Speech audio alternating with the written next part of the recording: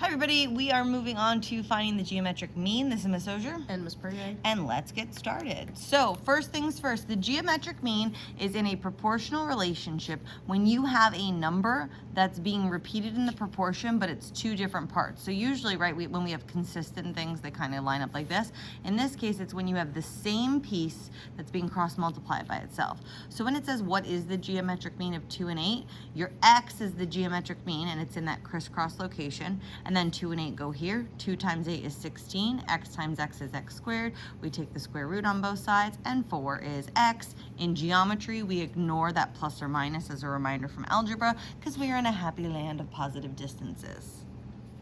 Okay, so the next one we want to find the geometric mean of 6 and 4.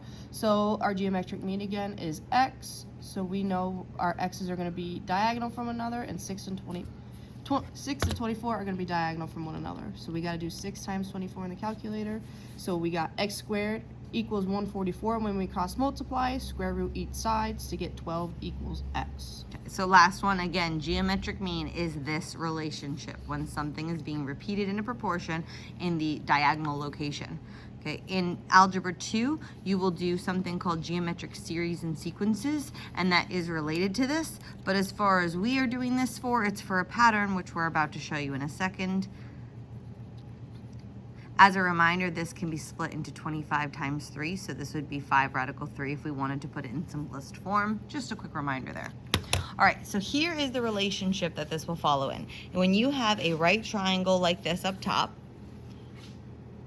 and its altitude is drawn to the hypotenuse, okay? So this is the altitude, the height of the large right triangle, and it's drawn to the hypotenuse of the large right triangle, okay?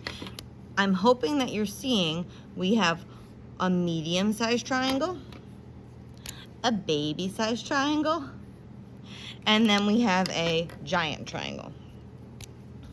It's important to be able to see these three, okay, so that you realize, now I'm going to draw them all kind of separately. So here's my big triangle.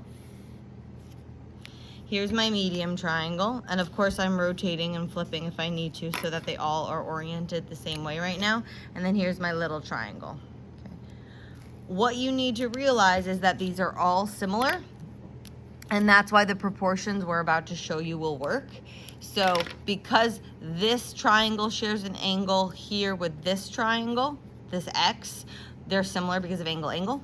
Same thing here, the circle is shared here with the big triangle, so because of angle. And then this has a circle and a 90, this has an x and a 90, so they must have like the opposite ones to fill it in. So those are also similar because of angle.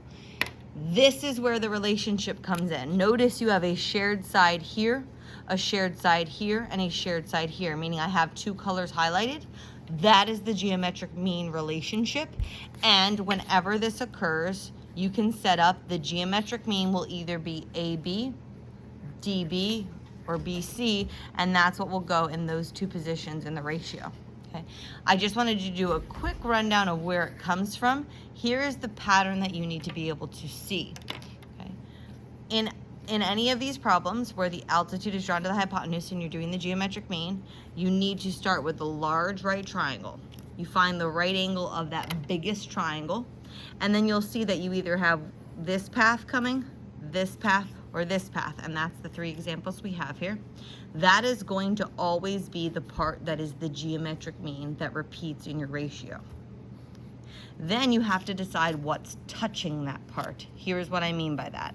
9 is clearly touching this location, so that's one of the pieces. This over here is not connected to that vertex, right? I just connected that here, not there. However, this entire distance is connected to that point, so it would be 9 and x. So we would cross multiply, so 9x equals 225.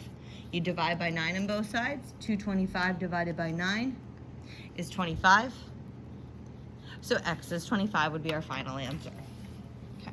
So again, for the next one, we got to go to our big triangle and find our right angle. And we could see that our altitude is our 12, which is our geometric mean. So we got 12 there. So now we need to see where they both share. So as you can see in the yellow highlighter, that they both share x and they both share 9, so that's where our two other pieces are going to be for our proportion. So again, we cross multiply Sorry, to we're get getting blurry. 9x equals 144. We do 144 divided by 9, which is x equals 16. Okay, for the last one, they can get a little bit more challenging, but not too much. Again, here's my large right triangle with my right angle.